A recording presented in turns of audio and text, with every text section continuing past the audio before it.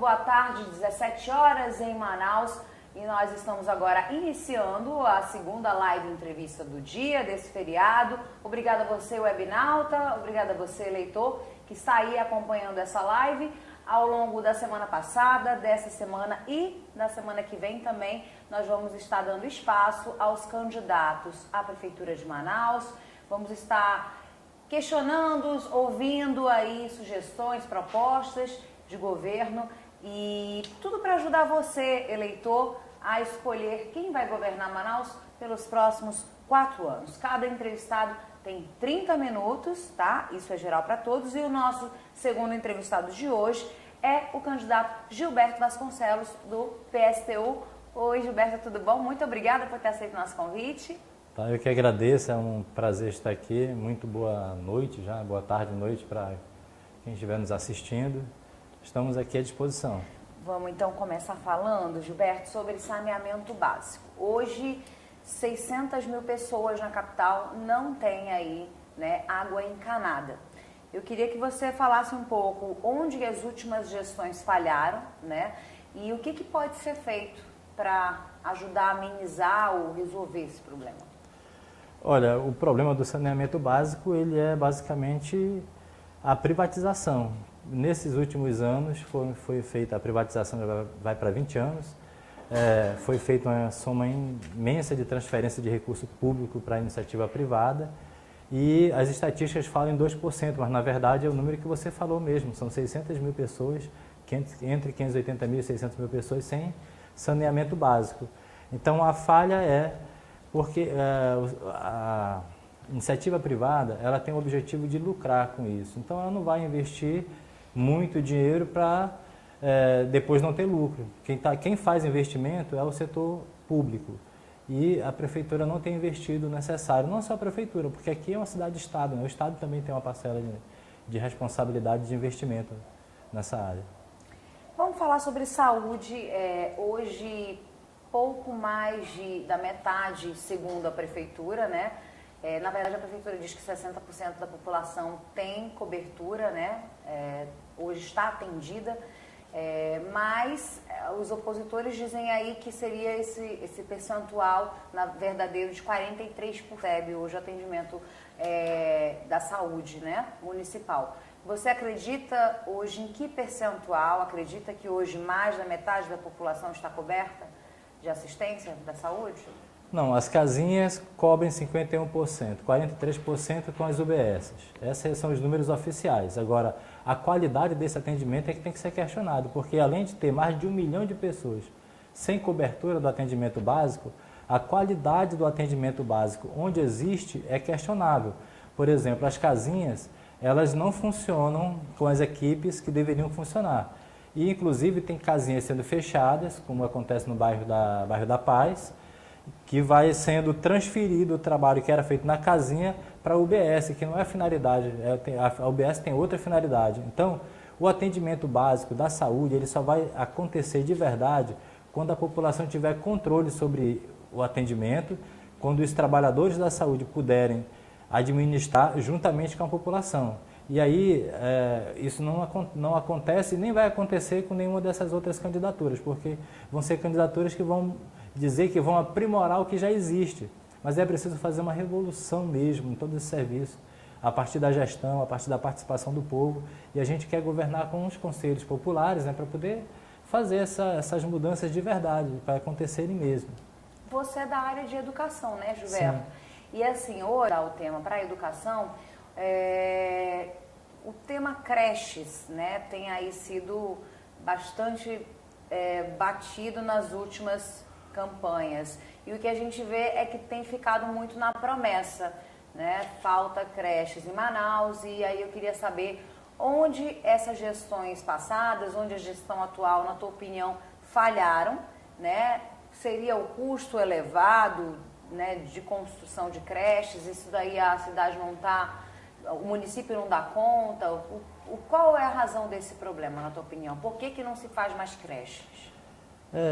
Primeiro, não se faz mais creche porque não há interesse, de fato, em resolver um problema que é um problema que principalmente atinge a classe trabalhadora, a população que precisa trabalhar, tanto mulheres como homens que têm filhos pequenos que precisam trabalhar e deixar na creche. O objetivo geral desses setores é fazer com que a iniciativa privada assuma, preencha esse espaço. Nós acreditamos que é preciso fazer um investimento massivo em creches, não é um problema só de Manaus, é do país inteiro, né, das grandes capitais. Inclusive tem trabalhadoras e trabalhadores que trabalham à noite e não tem com quem deixar os filhos. Precisaria de algumas creches funcionando inclusive no turno da noite. O que é preciso fazer? É preciso mudar toda a prioridade. A creche, além dessa questão de ser um lugar onde as crianças ficam, é onde ela vai desenvolver toda uma série de habilidades e de coordenação, habilidades finas, habilidades motoras, sociabilidade e tudo mais, para poder ser um adulto que sabe conviver em sociedade, que tenha suas habilidades motoras bem desenvolvidas e assim desenvolver sua vida educacional. Então a creche ela precisa ser coordenada com a educação infantil e depois o ensino fundamental. Que outro ponto dessa questão de educação você acha que precisa ser melhorado e resolvido?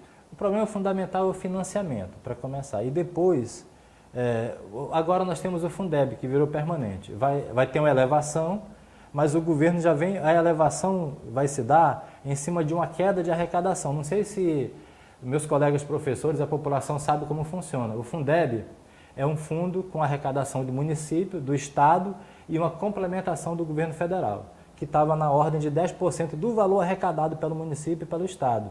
Agora vai passar gradativamente a 23%.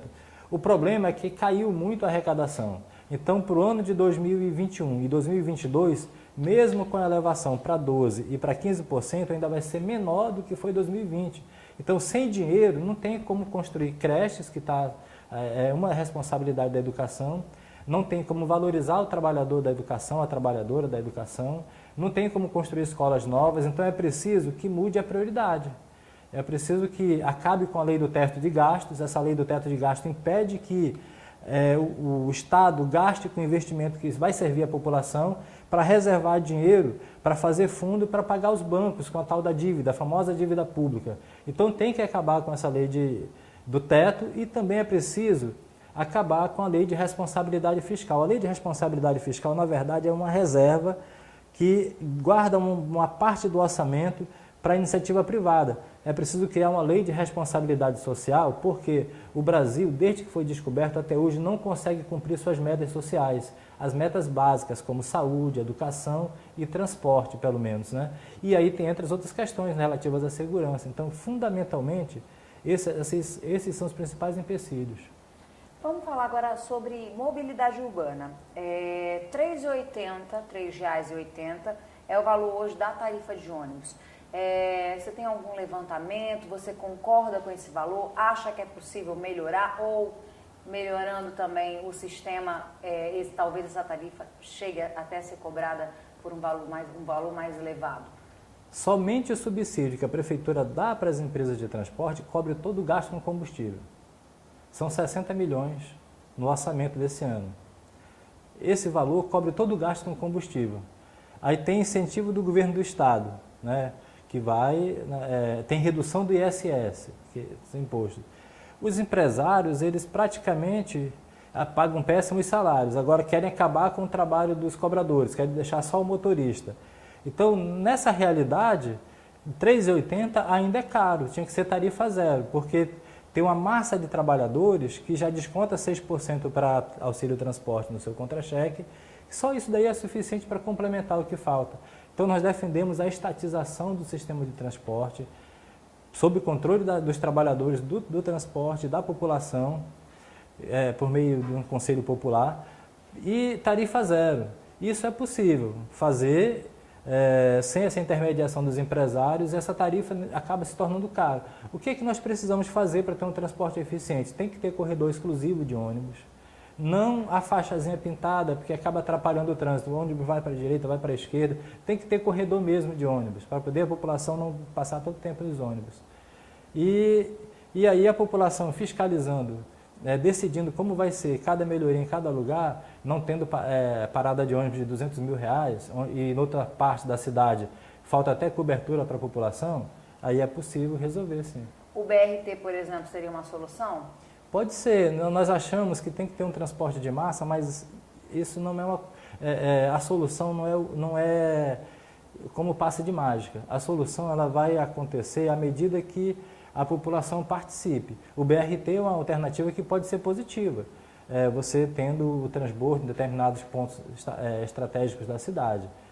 Agora, nós queremos que essa discussão seja feita mesmo com quem utiliza, com o usuário, porque da maneira como está sendo modulada as coisas, é mais um elemento para transferência de dinheiro público para o setor privado. É mais uma parceria público-privada do que atendimento à população. Certo. Vamos falar sobre asfalto em Manaus. Aí, em 8 anos, a gente viu que algumas ruas foram asfaltadas, 3, 4 vezes, 5 vezes, né? Então, qual, na tua opinião, seria a razão técnica para que isso aconteça e como poderia fazer, o que poderia fazer para melhorar? Eu tenho notado, diferente de alguns outros prefeitos, uma preocupação em fazer os corredores de ônibus terem uma fluidez e tal, um asfalto melhor, certo? Até porque quando a rua está ruim, até os próprios ônibus são prejudicados, né? Além dos usuários de carro comum. Agora, tem uma questão que é relativa à questão do asfaltamento, que não está muito ligada à questão municipal, mas ela é importantíssima, que é a venda da REMAN, da refinaria de Manaus. Não sei se a população lembra, mas na época do Serafim prefeito, nós passamos 4 anos sem importar asfalto de outros estados, porque a REMAN estava em reforma. E agora o governo Bolsonaro está vendendo a REMAN, faz parte tem um projeto de vender a maioria, mais da metade das refinarias e o porto de Urucu, e a província de Urucu.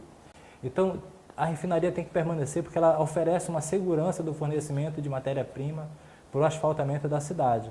Então, são coisas que estão interligadas, né? É isso que a gente vê como necessário. Uhum. Questão agora do turismo.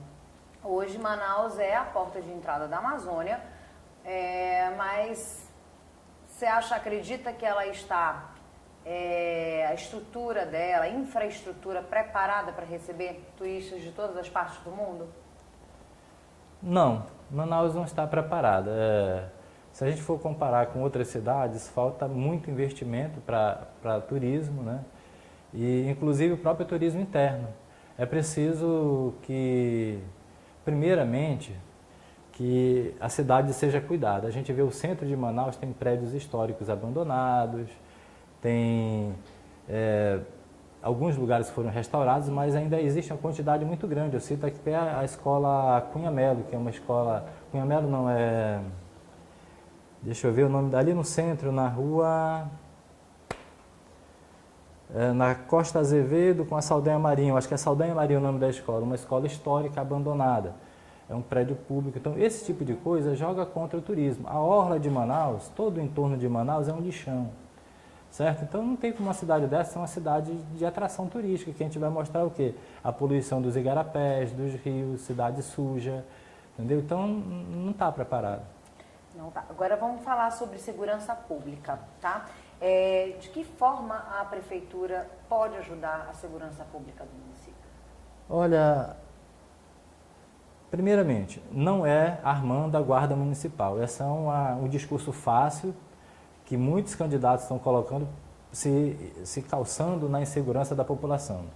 O que a prefeitura pode fazer é urbanizar melhor a cidade. Uma cidade bem urbanizada, bem iluminada, onde não tenha mato, onde não tenha lugar para o bandido se esconder, é uma cidade, para facilitar a ação do bandido, é uma cidade mais segura. Então é preciso cuidar da cidade, é preciso cuidar da população. E é preciso também que as pessoas tenham trabalho, tenham que ter emprego. Se não tiver emprego, você tem uma parcela da população que vai ficar sem fazer nada e propensa a cair, né, na bandidagem, principalmente a juventude, que é mais frágil, pode ser captada pelo narcotráfico, pelo tráfico, por essa chaga que é o comércio de droga, que transforma as crianças em vítimas fáceis, né? Então, nós defendemos a legalização da droga como as drogas, como uma forma de conhecer o que se encontra, de organizar toda a circulação e tratar as pessoas que querem ser tratadas. O Estado ele não faz isso. O que o Estado faz, na verdade, é esconder um problema que é real, que existe, não dá possibilidade de tratamento, marginaliza, criminaliza quem cai no vício, e a solução é bala, é isso que tem feito. Então nós não queremos tratar a população com bala, nós queremos que se dá uma oportunidade de tratamento para as pessoas. Então a segurança poderia melhorar se legalizasse mesmo? É uma das formas de você conhece a sua cidade, se você primeiro organiza os bairros, as ruas, ilumina as ruas que não tenham mato, você oferece mais segurança. Agora, Gilberto, vamos falar sobre a atual gestão, tá? E sobre gastos públicos também. Na tua opinião, qual que seria o maior projeto da atual gestão, o que você concorda, né, e acha que foi positivo, e qual seria aí o maior desperdício de recursos públicos? Olha,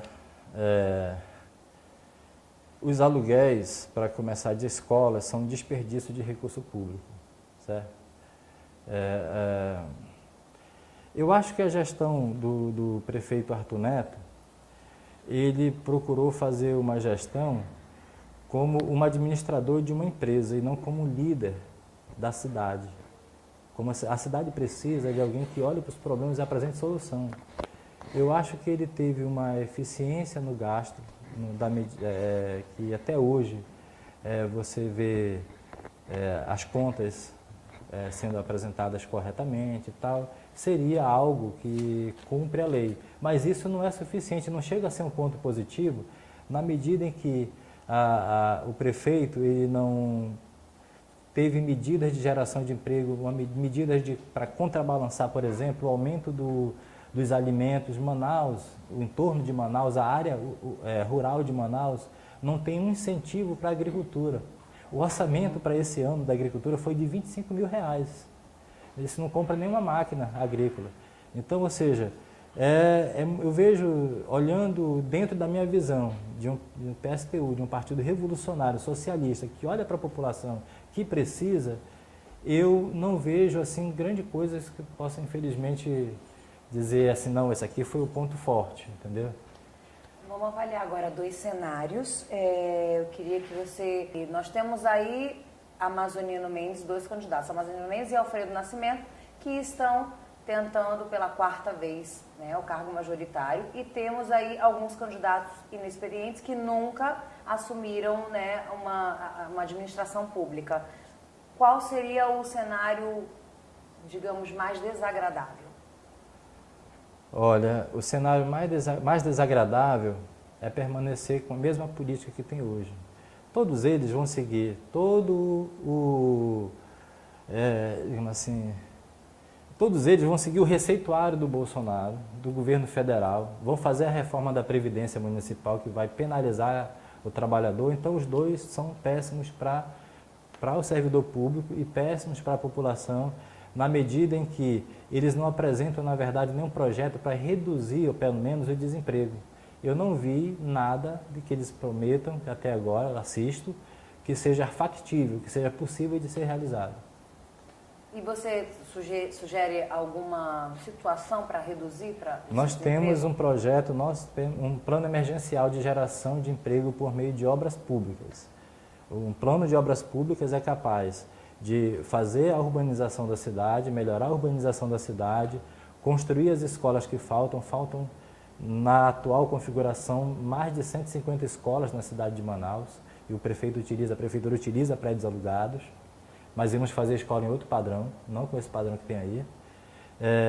Postos de saúde, casinhas de saúde, para atender toda a população de maneira decente, nós precisaríamos pelo menos mais 600 casinhas da saúde, com equipes multidisciplinares, funcionando adequadamente. Falando ainda, voltando ao assunto de gastos públicos, acho que você chegou a comentar sobre a questão do desperdício, né? Sim. Hoje, blogs e portais, eles recebem da prefeitura um total de cerca de R$1 milhão por mês, que soma aí mais de 12 milhões, é um pouquinho mais desse valor. Você concorda com esse valor para comunicação? Não concorda? Olha, A prefeitura, ela não precisaria de tantos meios de comunicação para divulgação. Porque a prefeitura tinha que ter um ritual de prestação de contas para a sociedade, como balancetes mensais e o balanço anual. Isso era suficiente, o resto é propaganda, então não necessitaria. Tá certo. Gilberto, nós estamos com 20 minutos de entrevista e todas as perguntas foram feitas. Eu queria que você aproveitasse seu tempo, tá? A gente tem aí um tempo bastante significativo para você fazer suas considerações finais e falar um pouquinho mais dos seus projetos. Certo. Olha, quero falar aqui para quem está nos ouvindo, nos assistindo, que o PSTU ele é um partido revolucionário, socialista. Então, o nosso projeto de sociedade, ele não se encaixa nesse modelo que está estabelecido. Por isso que talvez muita gente estranhe que a gente fala como se estivesse falando contra todos. E, na verdade, estamos, porque nós vivemos uma sociedade onde o Deus é o mercado, onde a prioridade é o lucro do patrão. Nós queremos uma sociedade onde a prioridade seja o atendimento das necessidades das pessoas, de um modo geral. E isso é possível. Nós temos avanço tecnológico, nós temos pessoas aptas ao trabalho, nós temos plantas industriais já estabelecidas, nós temos todos os recursos necessários. O que nós precisamos é organizar de maneira racional toda a força de trabalho para poder construir uma sociedade onde possa atender as necessidades das pessoas. Por exemplo, a questão do desemprego. Se a gente fosse utilizar de maneira racional toda a técnica que existe, era possível reduzir a jornada de trabalho não para 6 horas, mas até para 4 horas diárias e ocupar todo mundo e utilizar a capacidade máxima de produção das empresas, as pessoas tendo mais tempo para viver, para aproveitar a sua família, aproveitar a arte, o lazer, o esporte, que é um tema muito interessante, esse tema das artes, que eu queria falar um pouco aqui também, já que o tempo me permite, que é o seguinte: hoje a população jovem, ela é criada, na maioria das vezes, presa dentro de casa, dentro do apartamento, ou então na rua solta, jogada, porque não existem espaços adequados para a prática de esporte, para a prática de lazer e para fazer nascer, florescer a arte, o espírito artístico da população. Então, as escolas precisam ser um lugar onde, desde a criança, ela possa desenvolver suas habilidades internas e externas e possibilitar, no desenvolvimento educacional, que essa pessoa estude música, estude arte, pratique esportes, entendeu? Que desenvolva o seu talento, que aprenda a conviver com o adverso, com as coisas. Então, nós precisamos de uma educação muito melhor, uma educação em que valorize as pessoas como gente, não como fator de produção de riqueza, certo? De riqueza para enriquecimento de poucos. Então, nós do PSTU temos um projeto interessante para a sociedade, que é um projeto socialista, mas aí ele não se encaixa, por exemplo, nesse modelo de disputa eleitoral. Esse modelo de disputa que a gente tem hoje é um modelo que ele já está todo organizado desde sempre para prevalecer o valor econômico, o dinheiro, quem tem mais dinheiro. Por exemplo, quem é que está na frente das pesquisas? O amazonino. Por quê?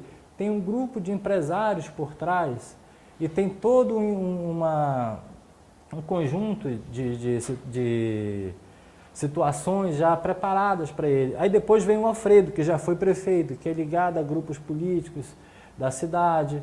Ou seja, essa estrutura que é colocada à disposição, ela já vai marcando, conhece sequer o nosso projeto do PSTU. Então, por isso, eu também quero aproveitar e pedir que quem estiver nos assistindo conheça as nossas mídias sociais. Lá tem muito material sobre o PSTU. Você pode encontrar o nosso programa político, as lutas que nós participamos, tudo que nós defendemos, certo? Então, eu vou repetir aqui, eu acho que já foi falado, que é @AmazonasPSTU. Também tem um site nacional do PSTU, que é pstu.org.br, e você vai encontrar mais conhecimento sobre o PSTU de Manaus.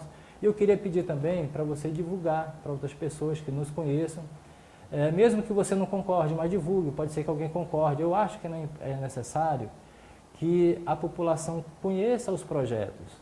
Hoje se vota, se escolhe por simpatia de pessoas e não por projetos. Nós queremos apresentar um projeto de sociedade que realmente traga soluções duradouras. Você acredita que as redes sociais, por exemplo, podem ajudar a isso mais? As redes sociais, aqui, esse movimento que vocês estão fazendo no Real Time, de trazer os candidatos, é louvável, é muito importante. Isso aqui abre um espaço que eu não teria, porque tem emissoras que proíbem, vetam a nossa participação nos debates. Então, quero, inclusive, parabenizar o Real Time por essa iniciativa. E as mídias sociais, elas são interessantes porque elas furam os bloqueios. Elas chegam onde outras mídias não chegam, você pode gravar, assistir depois, entendeu? Então o eleitor tem essa vantagem hoje, né, de poder buscar conhecer mais os seus candidatos, o seu candidato ali, né, não só pela TV, mas hoje ele tem mais tempo para falar nas redes sociais, né? Isso, eu queria até dizer isso, pesquise, procure saber quem é o candidato que você está pensando em votar. Procure saber, e não só quem é a pessoa, mas qual é o projeto que essa pessoa defende. Se essa pessoa defender um projeto que é redução de direitos de trabalhador, que é redução de prestação de serviço à comunidade, que é privatização. A privatização do serviço público significa que você vai continuar pagando o imposto e, se precisar do serviço, você vai ter que pagar de novo. É isso que significa a privatização. As pessoas pensam de maneira diferente, pensam que apenas vai tornar mais eficiente. Sinônimo de eficiência nesse caso é demissão de trabalhador. Então, esses candidatos que defendem isso não servem. Por exemplo, a questão da privatização que eu falei da refinaria de Manaus. Vai deixar a cidade numa situação de insegurança energética. E também, possivelmente, faltará o nafta, que é a matéria-prima para o petróleo. A privatização de Urucu também prejudica e encarece, inclusive, o gás de cozinha, não só do Amazonas, de Manaus, mas de toda a Amazônia e parte do Nordeste. Então, essas políticas, elas são políticas que vão tirar de quem não tem menos para dar para quem já tem muito, de maneira sofisticada, que as pessoas muitas vezes não conseguem entender. Então, nós somos contrários a isso. Nós pensamos que todos os recursos, tudo aquilo que a força humana, a força produtiva humana é capaz de fazer, nós temos que fazer respeitando a natureza para manter o equilíbrio, a garantia da sobrevivência da nossa espécie e para garantir o bem-estar das pessoas. Parece que é uma coisa assim, para muita gente que eu já converso, né, há muito tempo sobre isso, as pessoas pensam que é um sonho, assim, uma coisa impossível. Tá? Não é. Tudo que existe hoje, esse sistema social que nós estamos vivendo, ele foi construído, antes era outro sistema. A gente pode mudar também. Agora, isso, gente, vai enfrentar muitos interesses contrários a isso que eu estou falando. Quem é muito rico não vai querer perder a sua riqueza, não vai querer dividir a sua riqueza para dividir com quem não tem. Pelo contrário, faz tudo que for possível para manter-se rico e deixando as pessoas exploradas cada vez mais na miséria.